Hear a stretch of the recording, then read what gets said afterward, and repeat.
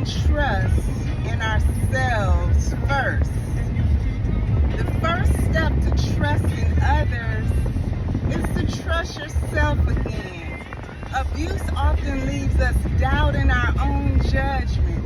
So we have to reconnect with our intuition.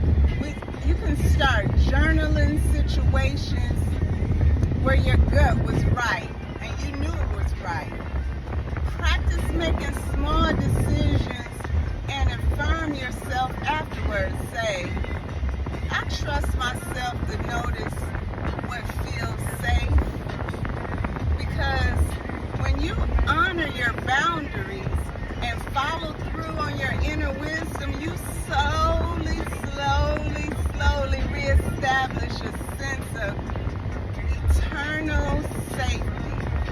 The foundation is key because it's opening you up to someone else. Comment in the comment box, I trust myself and I am safe. Follow me at Mentally Sound Journey.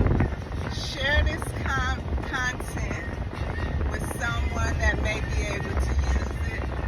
And as I always say, a stronger mind is a stronger you.